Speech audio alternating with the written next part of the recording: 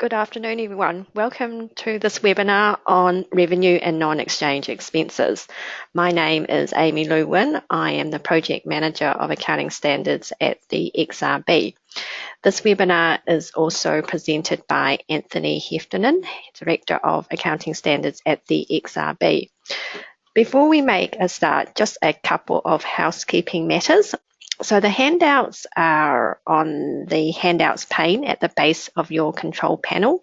We have two handouts. The first one is the handouts for the revenue examples that we will go through, and the second handout is the actual presentation slides for this webinar. So also we welcome you to ask questions during the session, and you can do so by typing in your question in the question pane in the control panel on the right hand side of your screen. So if it's something simple, we will try and answer it straight away. If it's something more complex, we may leave it at the end, or we will reply to you after the webinar.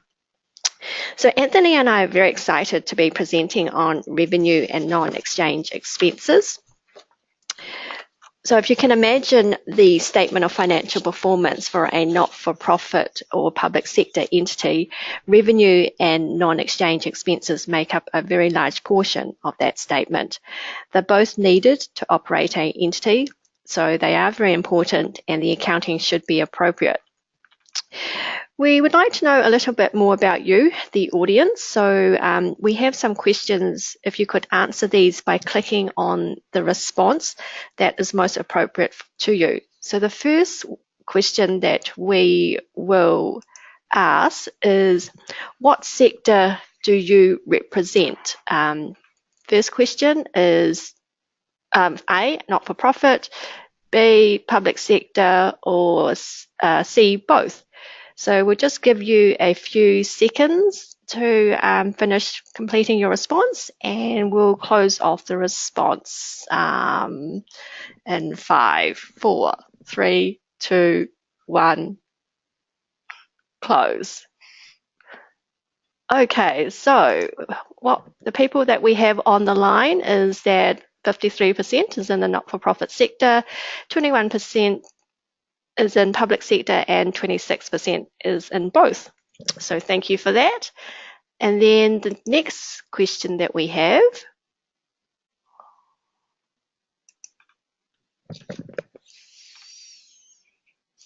second.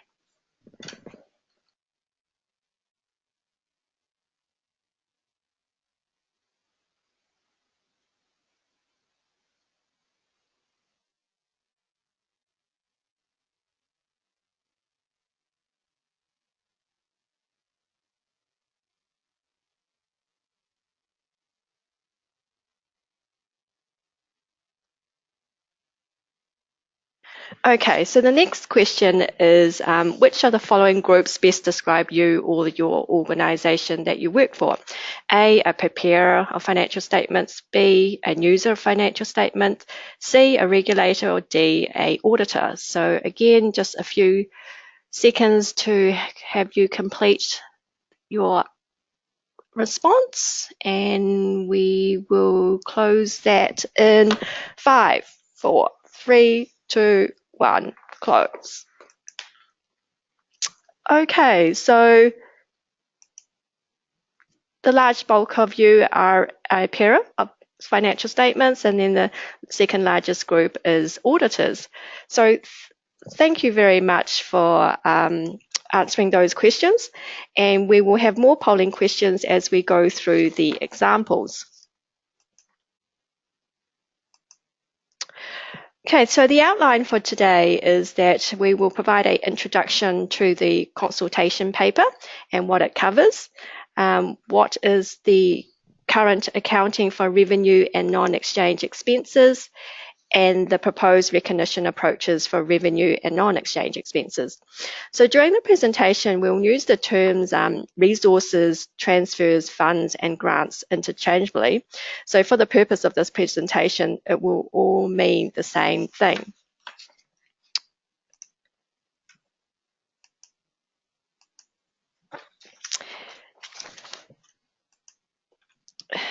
The IPSASB's revenue project has been very close to our heart because for the first half of this project, we had actually provided the staff resources.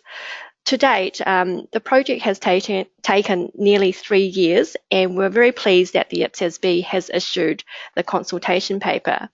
This CP covers all revenue and non-exchange expenses, 2 separate projects, but the IPSASB found that there was a lot of commonality. So for the purpose of the consultation paper, the 2 projects were combined. Our PBE standards are based on IPSAS, so the consultation paper is applicable for both public and not-for-profit sectors in Tier 1 and Tier 2. So just a little bit of background on how a IPSAS becomes a PBE standard. For public sector specific projects, the IPSASB tends to issue a consultation paper. The consultation paper will have the IPSASB's initial thinking and propose options, and then after they receive feedback from their constituents, they will produce an exposure draft. The exposure draft will have detailed guidance, and then after the due process for the exposure draft, the IPSASB will issue the final standard. So when the final standard is issued in New Zealand, we will then consider if the standard is appropriate for us. If yes, we will make modifications so that it's applicable to both the public and not-for-profit sectors. Then we issue the New Zealand exposure draft for comments. So the more input we can provide to the IPSASB at the CP and ED stage, the less changes that we need to make when we produce the New Zealand exposure draft. So really the key point that we would like to make here is that any feedback you can provide to us at the CP and ED stage, it will be very helpful to the New Zealand Accounting Standards Board and to the IPSASB. The main issue that the consultation paper is trying to address is funding arrangements that cover multiple accounting periods. The current guidance is quite rigid and it does not provide a lot of flexibility to recognise revenue over multiple accounting periods. The CP was issued last month and it has a 5-month comment period. Comments are due to the New Zealand Accounting Standards Board by the 22nd of November and to the IPSASB by the 15th of January 2018. The IPSASB initiated this project for a number of reasons.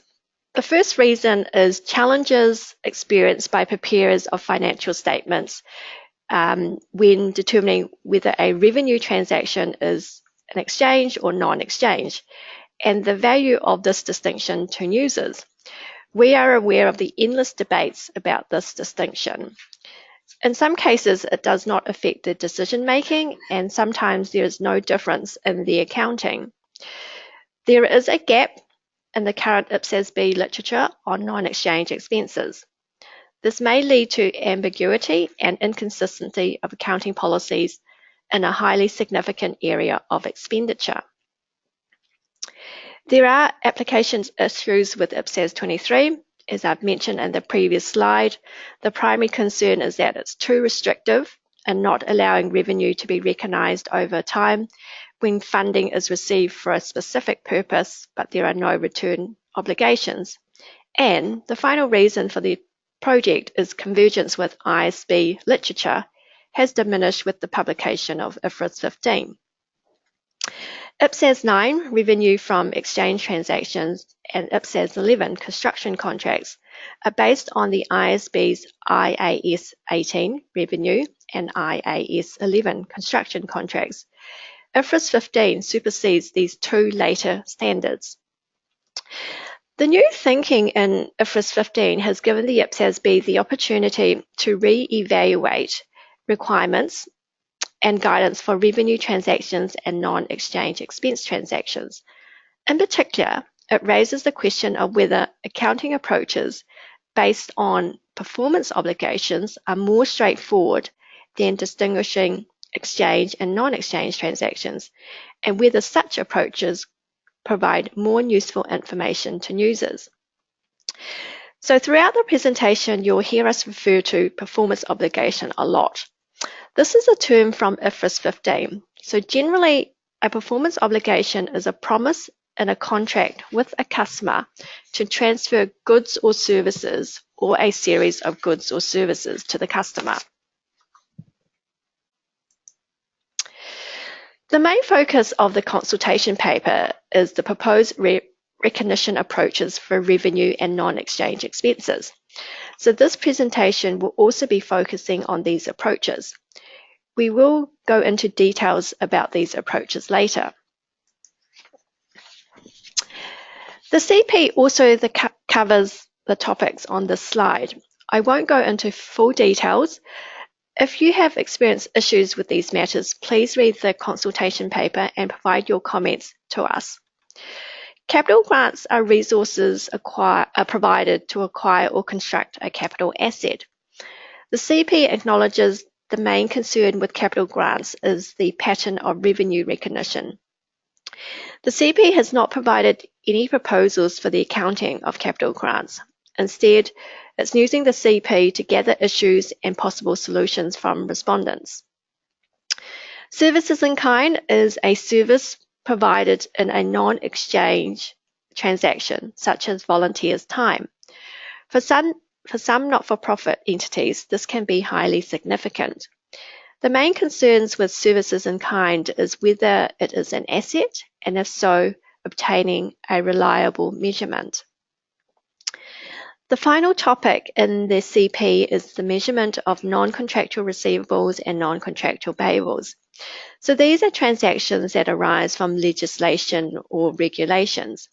So some common examples of non-contractual receivables are tax receivables, government transfers, fines and penalties, fees and licenses. Common examples of non-contractual payables are tax payables, appropriations and grants. So these transactions are probably more common in the public sector than not-for-profit sector. The CP is looking at the appropriate measurement on initial and subsequent recognition.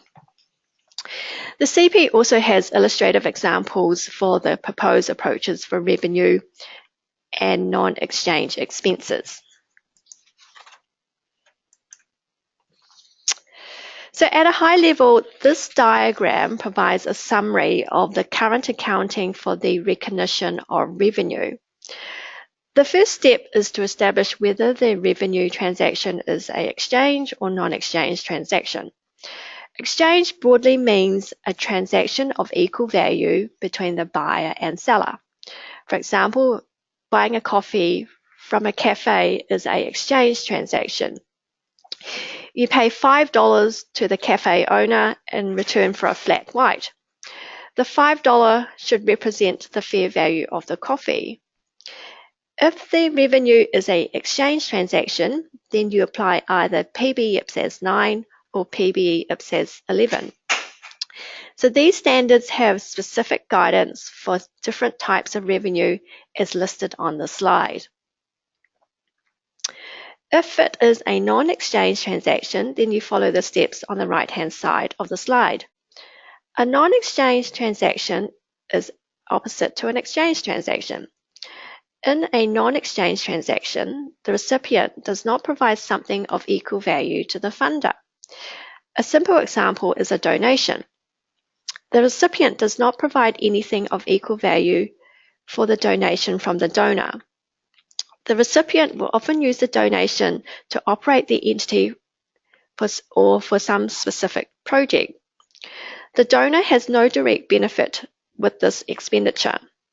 So if the transaction is non-exchange, then you apply PB IPSASB 23. The entity then need to assess whether the funds received have any stipulations. A stipulation is a term in law or regulation or a binding arrangement being imposed upon the use of the resource by an external party. If there is a stipulation, then it is either a condition or a restriction. Conditions require the entity to return the resources to the funder if those conditions are not fulfilled. So on receipt of the asset, and on receipt of the funds, an asset is recognized, and then you also recognize a liability. because there is a present obligation to repay the funds to the resource provider. And as the entity satisfies the conditions related to the resources, it reduces the carrying amount of the liability and recognises revenue. With the restriction, there is no requirement to return the funds if they are not used as specified. So on receipt of the funds, it is recognised as revenue. On the expense side, if it is an exchange transaction, then there is a number of guidance that you can refer to. So if it relates to employee benefits, you go to PB IPSASB 25 or 39. If it has something to do with leases, then it's PB IPSASB 13. And if you are buying a property, plant and equipment, then you go to PB IPSASB 17. If it is a non-exchange expense transaction, there's actually no specific guidance, and entities have to refer to other sources of authoritative guidance, such as the conceptual framework. Some entities have used PB IPSASB 23 in reverse. The thinking behind this is that a non-exchange expense should mirror non-exchange revenue. This is one of the approach that the CP is proposing. Some entities have used PB IPSASB 19. So this standard is for provisions, which is a type of a liability. So some entities have considered non-exchange expenses to be similar to the expenses for provisions. So therefore, it should be accounted for in the same way. So as already noted, the lack of guidance on non-exchange expenses is one of the reasons for the IPSASB's project.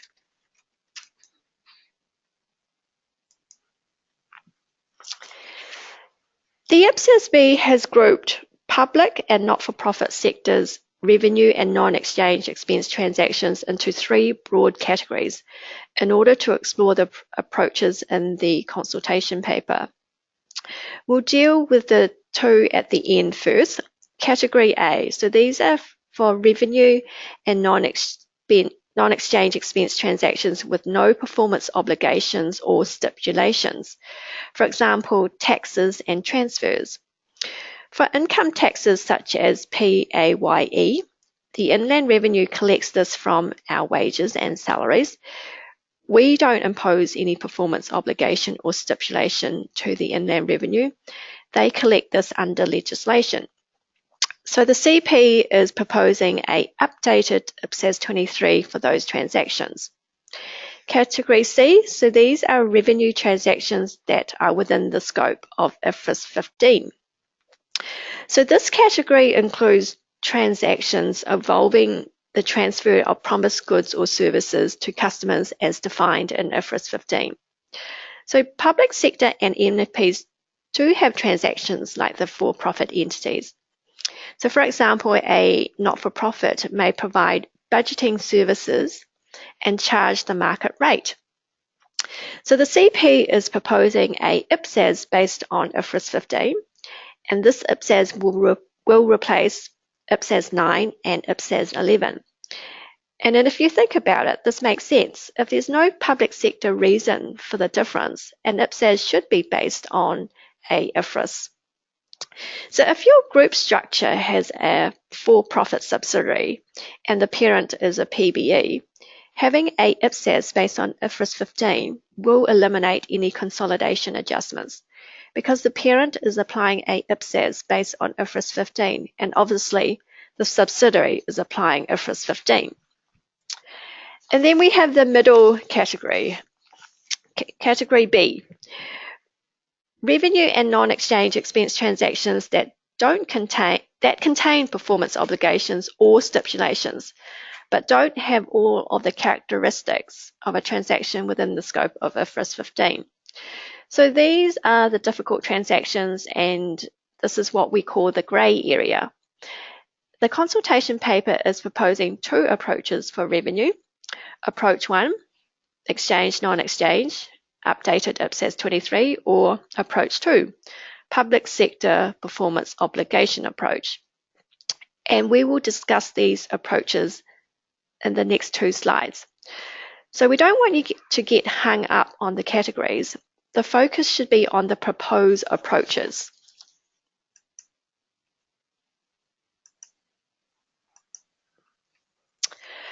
Okay, approach 1 is the exchange, non-exchange update to IPSASB 23.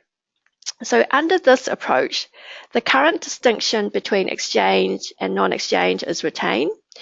And within this approach, 5 options are considered to address some of the issues with IPSASB 23. So the first one on the slide is option A, additional guidance on exchange, non-exchange distinction. So this option proposes to address the difficulty with assessing by what is meant by directly and approximately equal value in the definition of non-exchange. This option proposes additional guidance to be added to IPSASB 23 to address these issues. This option does not address the timing issue of revenue recognition, so it could be used in combination with options B to E as shown on the slide. These next 4 options addresses resources with time requirements. Option B, enhanced display or disclosure. So this option considers enhanced display or disclosure requirements to demonstrate the resource provider's intention on how the resources will be used, which could be for use in future reporting periods. So this may be through note disclosures or through the disaggregation of revenue in the statement of financial performance or the disaggregation of net assets equity within the statement of financial position. Option C, classify time requirements as a condition. So this option would give rise to a liability in the statement of financial position until the resources are used as intended. So this option would involve modifying the definition of a condition to specifically include time requirements. The IPSASB has strong reservations about classifying time requirements as a condition because resources received with only time requirement restrictions and no return obligations are unlikely to meet the definition of a liability under the IPSASB's conceptual framework. Option D, classify transfers with time requirements as other obligations. The IPSASB's conceptual framework provides for certain economic phenomena that do not meet the definition of an element, such as a liability, but need to be reported in the financial statements in order to meet the objectives of financial reporting.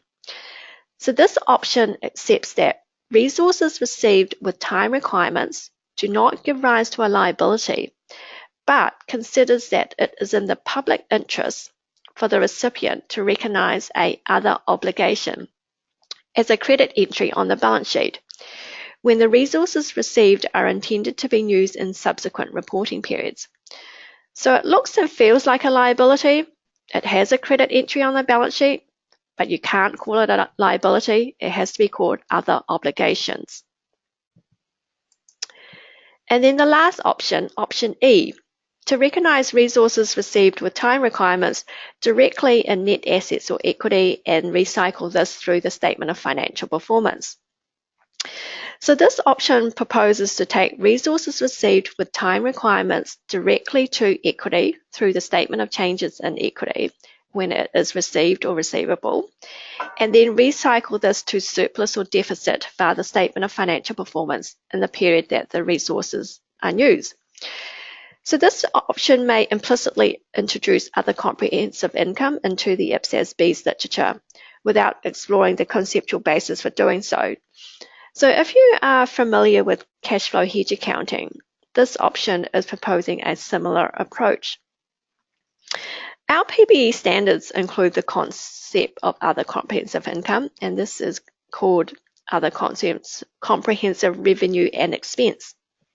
So for us, under option E, rather than recognising the resources directly in equity, we would recognise the resources received that are expected to be used in subsequent reporting periods and other comprehensive revenue and expense within the statement of financial performance. and then take that to a separate reserve within equity. Other comprehensive income and expenses then recycle to revenue in the period that the resources are used. So you must be all wondering what all these options look like. Don't worry and stay tight. We will be going through some examples later. Approach 2, Public Sector Performance Obligation Approach. So this approach is the modified form of the IFRS 15 5-step approach, which reflects the public and not-for-profit sector's context.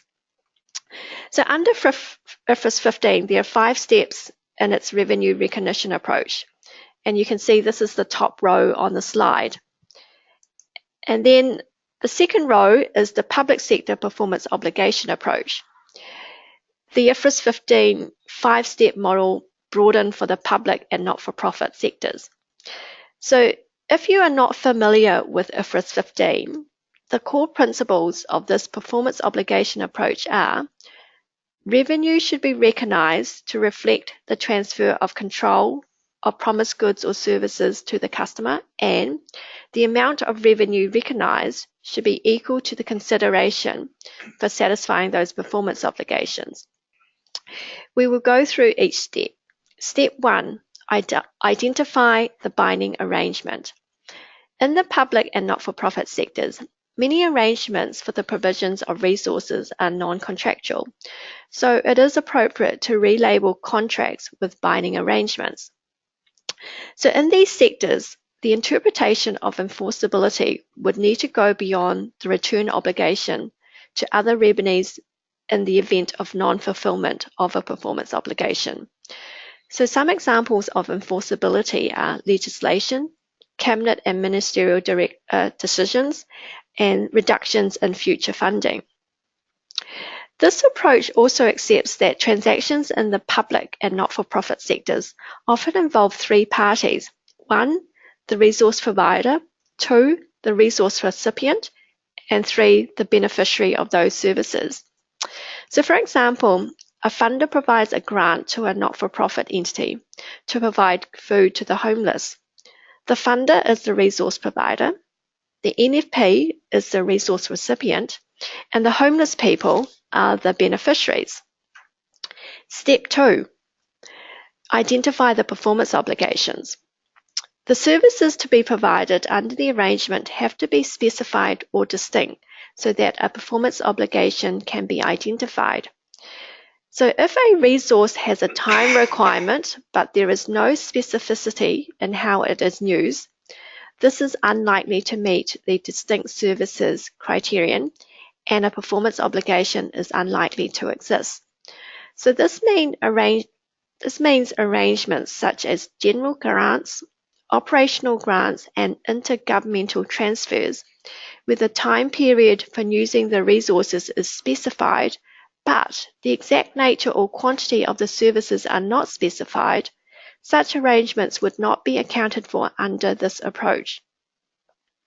Step 3, determine the consideration. In the arrangement, there has to be some linkage between the amount of the agreed consideration and the fulfillment of the performance obligations. The consideration could be linked to the nature, cost, value, or volume of delivery of the services. For example, a government agency provides $50,000 to a not-for-profit to run 200 budgeting workshops over 5 years. Under this arrangement, there is a link between the $50,000 and the budgeting workshops. Step 4, allocate the consideration. In the public and not-for-profit sectors, the nature of the services is often integrated, so standalone selling prices may not be straightforward to identify.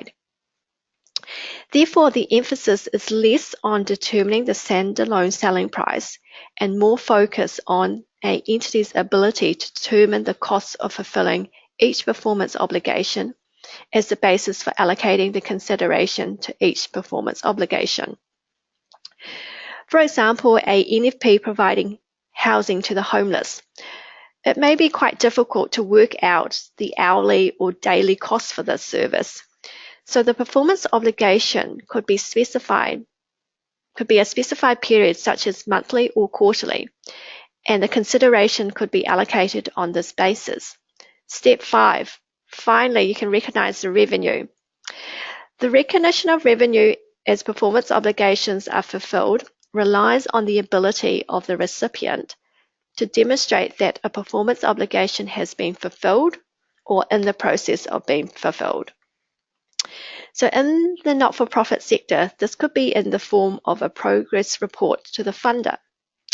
So we appreciate there is a lot to take in from the last 2 slides. I will now hand you over to Anthony, and Anthony will go through some revenue examples using these approaches, so you can see clearly how these approaches could be applied. And he will also discuss the non-exchange expense approaches. Thank you.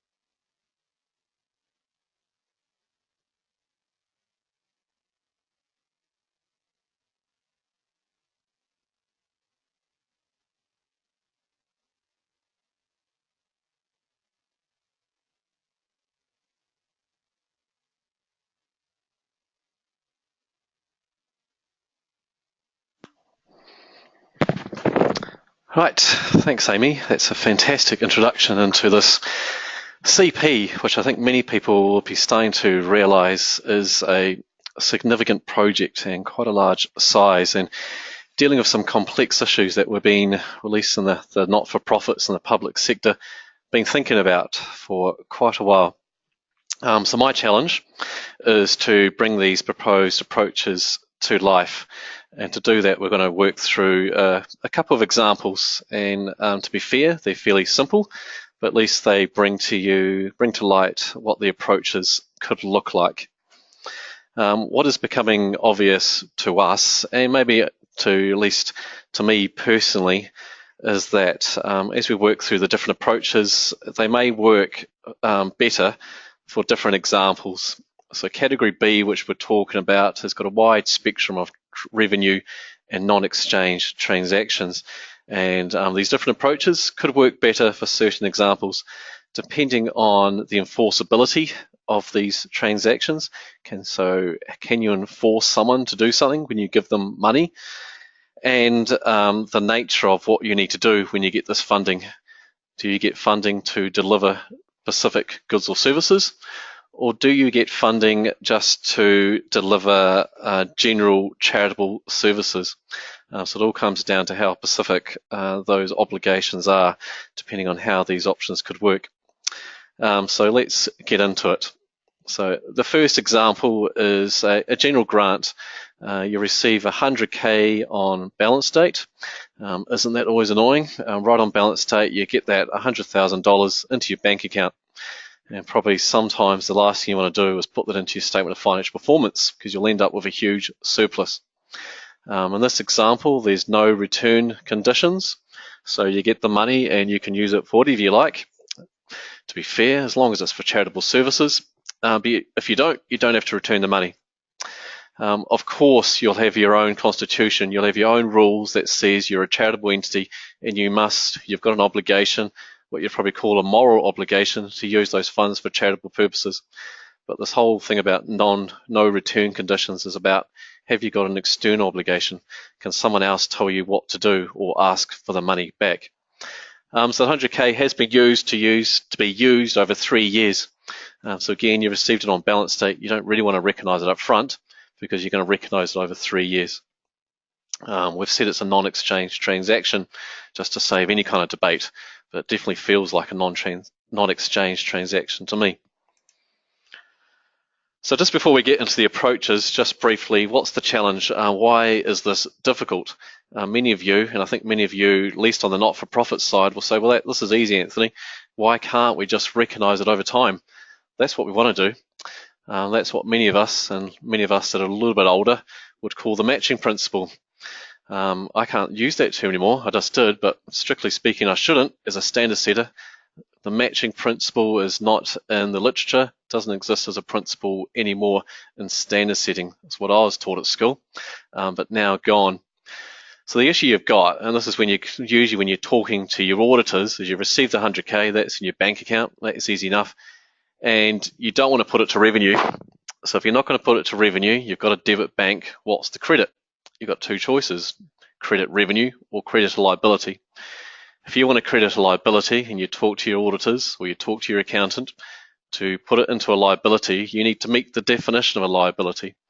When you think about liabilities, they're loans, they're creditors, they're money that you owe to someone else.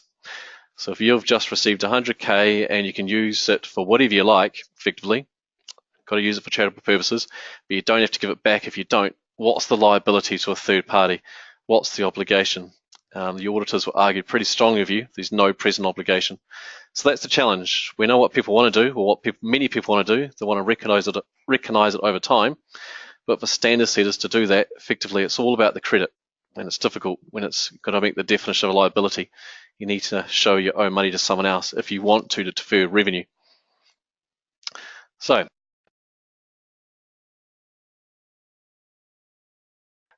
these options are trying to address those challenges.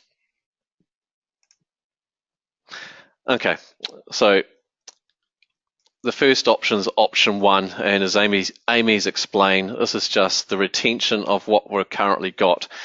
About everything's based on is the transaction exchange or non-exchange, and updating IPSASB 23 being the standard we've got now, the standard for revenue for non-exchange revenue. So updating 23, one thing they've proposed is that they add additional guidance on the exchange, non-exchange distinction. I'd consider, put that out there, that's a slam dunk.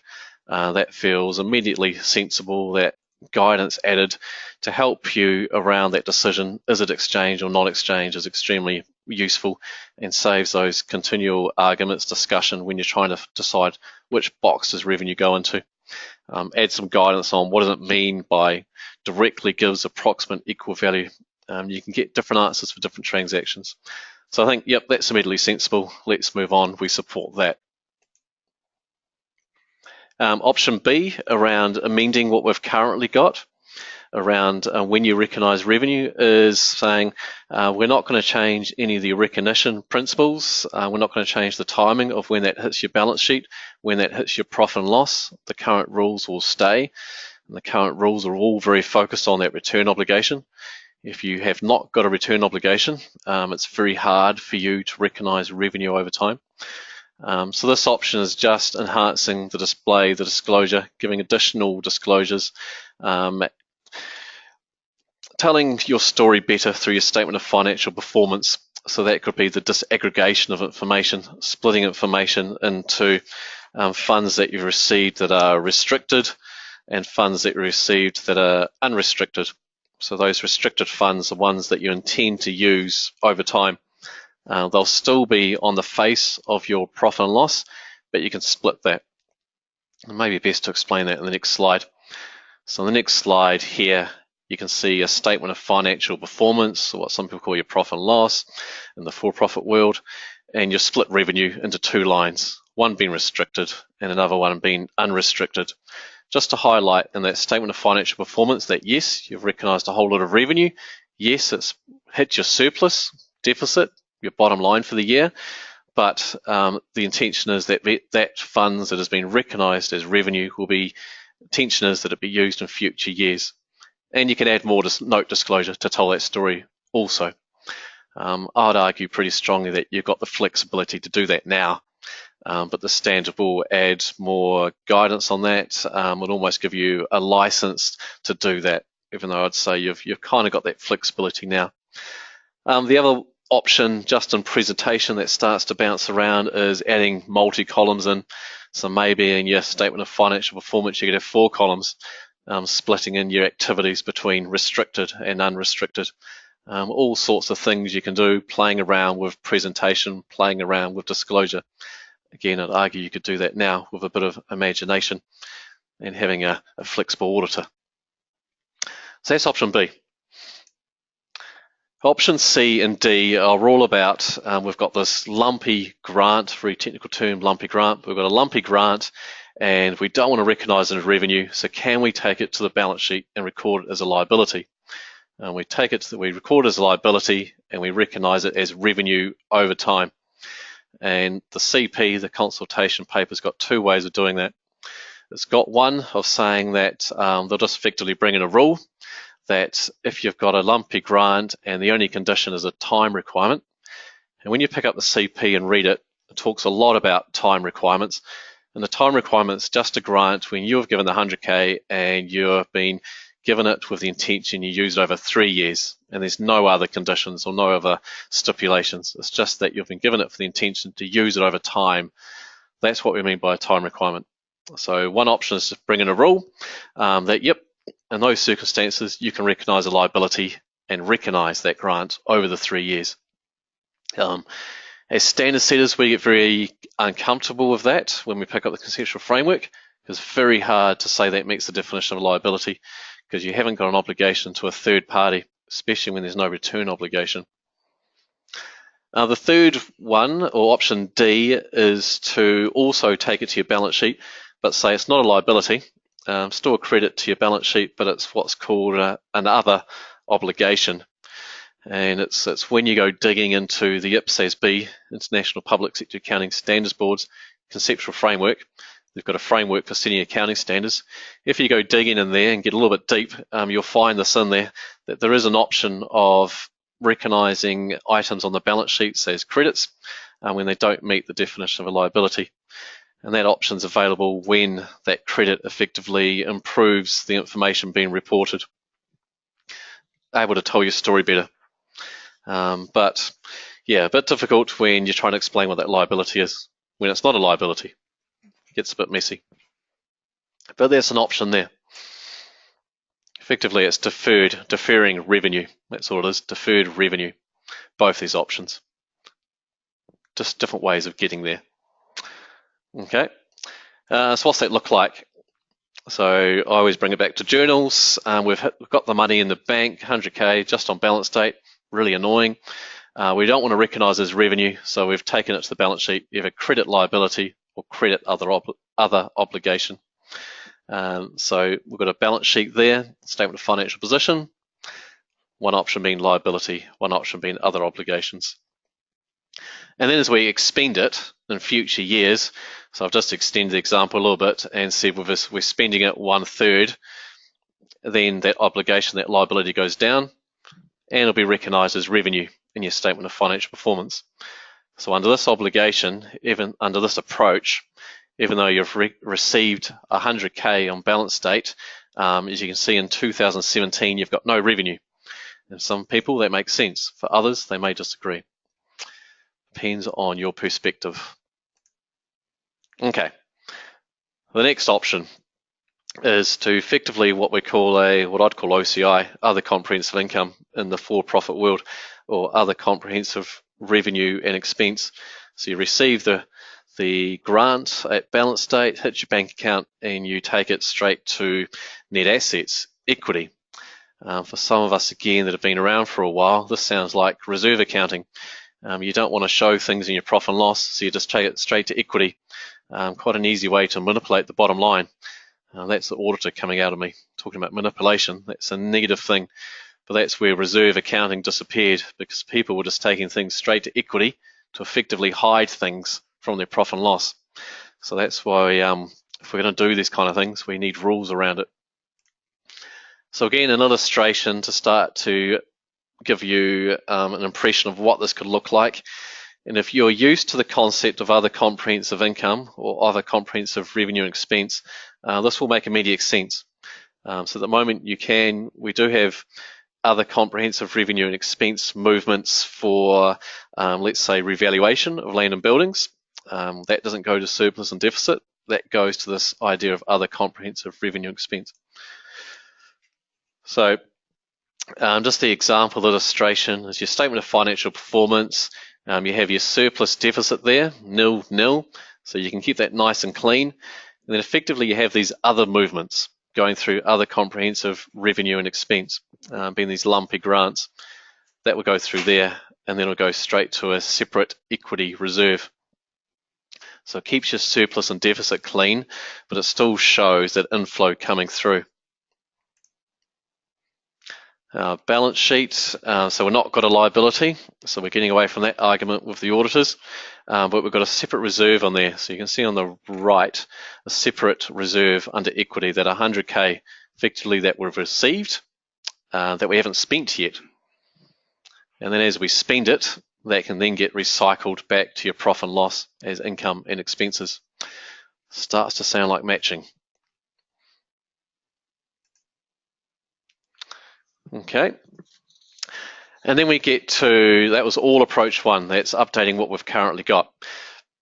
Then we get to approach 2, a totally different approach, taking an IFRS 15 approach. That's a comprehensive revenue recognition model that's been developed for for-profits, been developed for the largest multinational companies, listed entities all around the world, for-profit entities, and trying to make that work for the public sector and our not-for-profits. So a 5-step comprehensive model. Again, personal views, you can form your own views, but personal views that under this example, I don't think, and I underline the word I, don't think this approach really works, because approach 2 is all about identifying performance obligations. Performance obligations is all about transferring goods or services to another party. In this example, we've only received 100k to use for general charitable services. There's no distinct performance obligations. There's no return requirement, so it's not enforceable. I'd argue there's no transfer of goods or services to a third party. So I really think, personal views, that this approach doesn't work for this example and won't be helpful, to be honest. So we've rattled through that pretty quickly. Hopefully we made some sense, but we'll just get your initial reactions on the poll and see how we go. Get it up, or if I need Amy's help. Maybe launched it.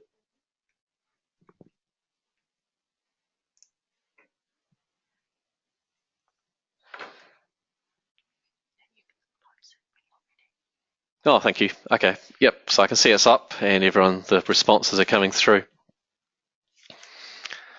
I'll just give it a few seconds.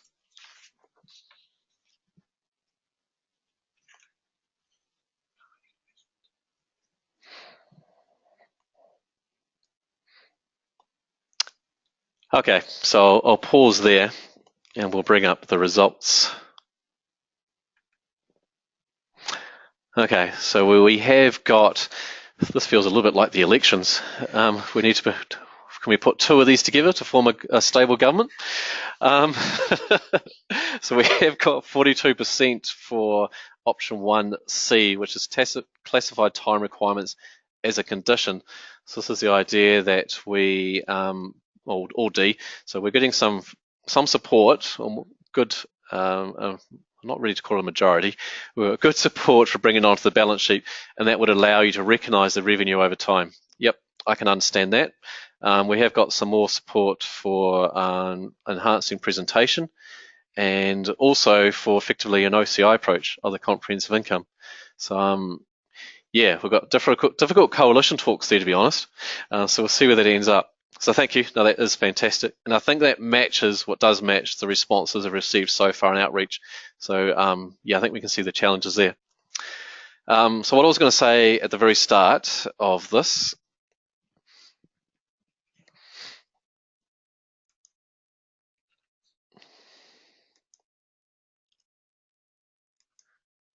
okay, thank you.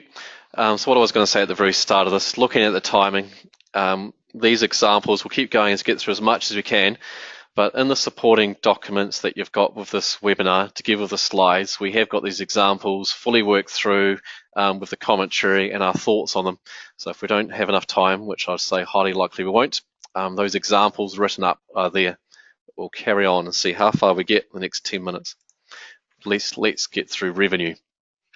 Okay, so example 2 is a Pacific grant. So now this is different. You received the 100k on balance date, again, highly annoying. But you received it to provide what I'd argue to be Pacific goods or services. 3,000 hours of counselling services to the community. So now we have got some performance obligations that we can track. We've got milestones, we've got something that we need to deliver, tracked on a monthly basis through progress reports. So again, approach 1 I think is very similar to before, and we won't run through them again. So you get very similar outcomes to what we discussed before. But what I think is more useful to discuss now under this example, where we have got specific deliverables, is the public sector performance obligation approach. Start to have a think about whether this approach would work better. So we'll go through each step briefly. Identify the binding arrangement. Yes, we have got an agreement. It will be signed by, well, I can assume it will be signed by both parties. That gives rights on both sides. Identify the performance obligations. So in this example, yes, I'd argue that yes, we have got performance obligations and they are distinct around delivering these counselling services, and I can split them up by each hour. Especially if that funding arrangement tells me that the funding's based on delivering them by the hour. So a key question I'd be asking myself is, if I deliver more counselling services, so if I deliver 3.5 or if I deliver 2,500, does that funding change? That would be a key indicator for me that this performance obligation approach would work, that if my funding changed based on the hours of services. Option 2, determine the consideration. So that's quite nice. We've got a contract, we've got 100,000. It's not variable. It's based on the 3,000 hours. And that's your consideration. And allocate the consideration. In this example, I can allocate the consideration. I can measure it every month. How many hours have I delivered? That's how much, divide the 100,000, sorry, by the 3,000 hours, and I can easily allocate that revenue monthly. So this public sector performance obligation approach starts to work quite nicely. All about measuring revenue as you satisfy agreed performance obligations, being agreed goods or services that you're going to transfer. And you can recognise the revenue. So we'll go into the polling questions, see what people think about this option, if they still like approach 1, or if approach 2, they can see it being workable.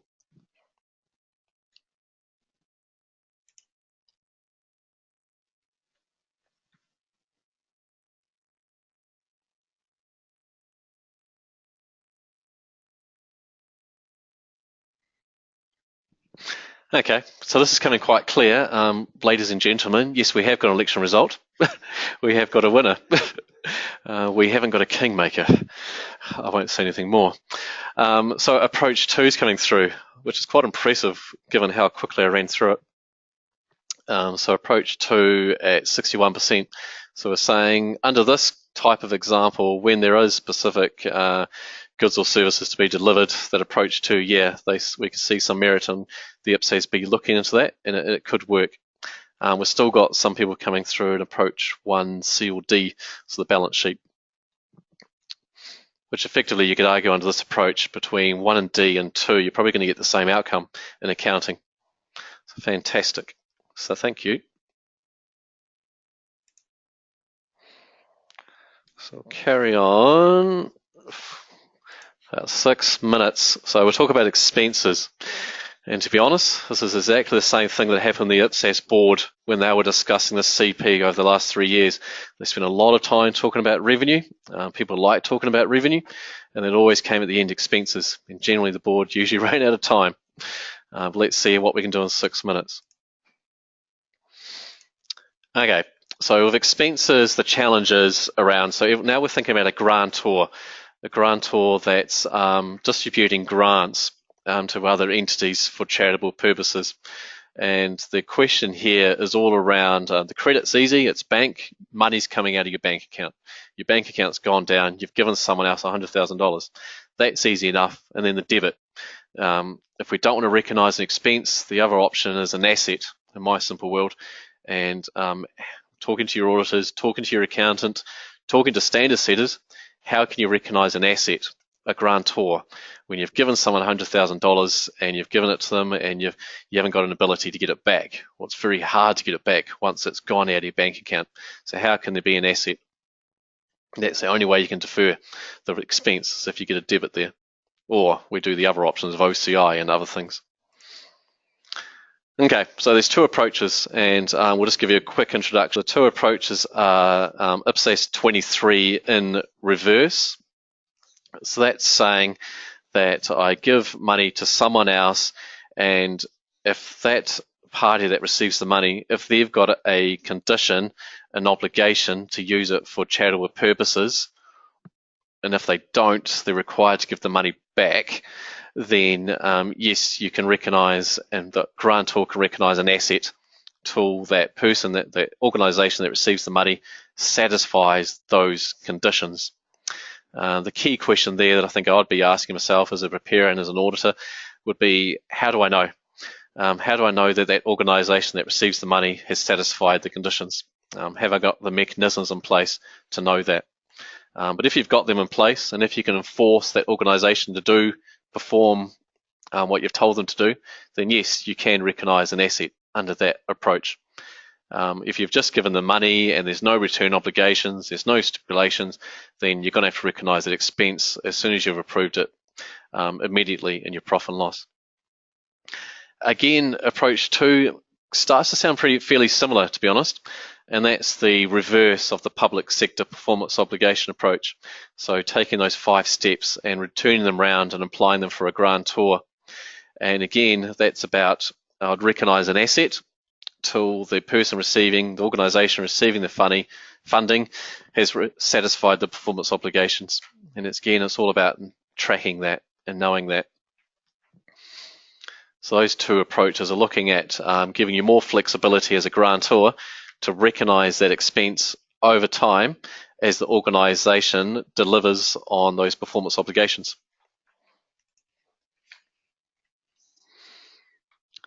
So did we have a polling question here to finish off, Amy? Okay, so we can finish off on a polling question about how these two options look, if there's any immediate thoughts on maybe an option that sounds better, given that we've run through them pretty quick, to be fair. So we'll open the polling question around these two options, one being an IPSASB 23 in reverse, all around conditions and restrictions, or a public sector performance obligation approach, all about being the people receiving the funding satisfying performance obligations. Is there anyone that makes immediate sense to you? Ooh, this is exciting. Oh, we had 50% for a second. Okay, we'll close it there. Yeah, ladies and gentlemen, we'll have to wait for the specials to come in for this one to we're going to have a clear result. We've got an even one there, and I think that's to be fair, given how quickly we've run through it, and at least at a high level, the two approaches kind of look the same. But when you look through the CP, that's when you need to have a look at the detail. So today is about building awareness. So we'll quickly finish up. And so today, myself and Amy, and it's been our pleasure to at least give you an awareness of this consultation paper. Pretty quick, in an hour, but we've done very well, I think. So the consultation paper is on our website and open for comment to us till the 22nd of November. And that's for us to allow us to write our comment letter to the IPSASB.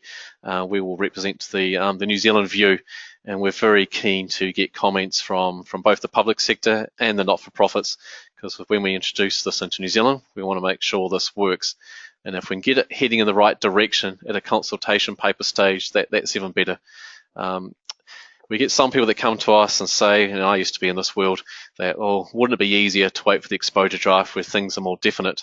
When we get to ED stage, it's really hard to turn the bus around. So if we can at least go back to the IPSASB with the options that sound better, yes, this is the time to do it. Comments due to the IPSASB, if you'd like to write direct to the IPSASB, yep, no concerns with that. It's all on our website. So let's go to the next screen of where our website. Here we go. So our website. This is the front page, the home page, and you can see standards and development, and that's where you'll find all our documents open for comment.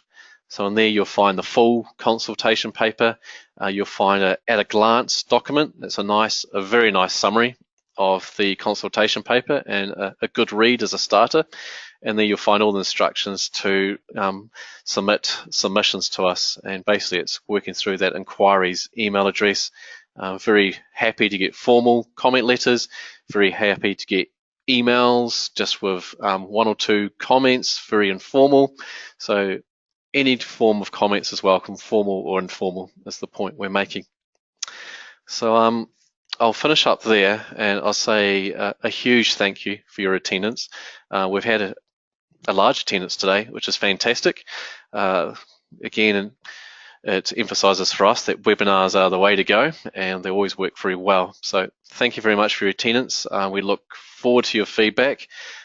If you have any questions, because I appreciate how quickly we've gone through this, then please come back to us.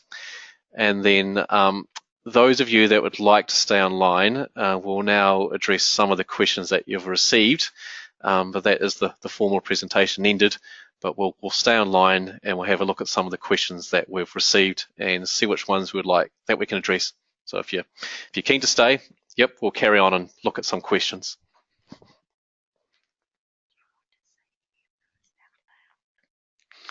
Okay, so I'm looking at them the first time, so we'll read them out loud and then I'll be thinking on the spot if I can answer them. So will Tier 3 and 4 standards be adjusted as well, so everything is consistent across PBE reporting? Yes, great question, great comment, and I can at least give a preliminary answer. Is that, yeah, just to make it clear probably that this CP is going to impact directly when it comes through in New Zealand are Tier 1 and Tier 2 standards. But once we work through that and we have new or amended standards for Tier 1 and Tier 2, yes, we will look at Tier 3 and Tier 4 and consider and ask the question, what ramifications does that have and do they require any updates? Obviously, if we're introducing new models, new approaches, without saying anything definite, that could likely have an impact on Tier 3 and Tier 4, but it'll be a step-by-step process. We'll work through Tier 1 and Tier 1 and Tier 2 first, and then there'll be a separate project after that to think about Tier 3 and Tier 4.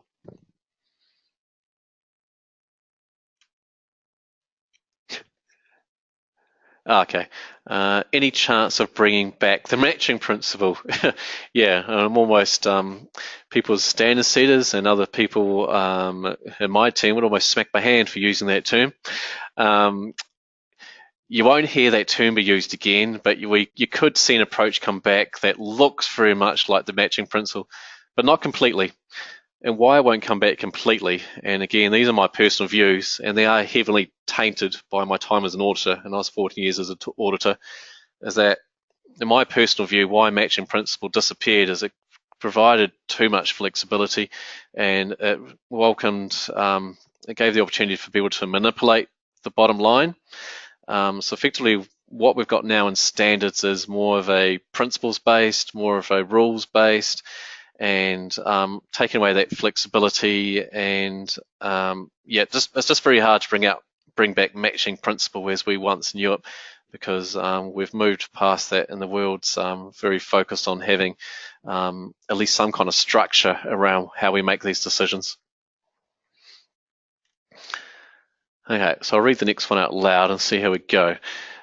In option E, the OCI equivalent approach, do they propose that the amount reverses through OC of a comprehensive revenue expense? In the example, the 100K was recognised in day one and OC of a comprehensive revenue expense. That's correct. But when the 33K was recognised as revenue in year two, the 33K didn't come out of OCEI, just came out of the reserve. That's correct. It just gets recycled back out of the reserve. So you're only recognising other comprehensive revenue and expense once. Yeah, so if there's still confusion, come back to us on that one. But yeah, as it works in the examples, it goes through the reserve, gets recycled back to your profit and loss. Okay, and that's it. Okay, so fantastic, good questions, and we'll formally close the webinar now. So thanks again.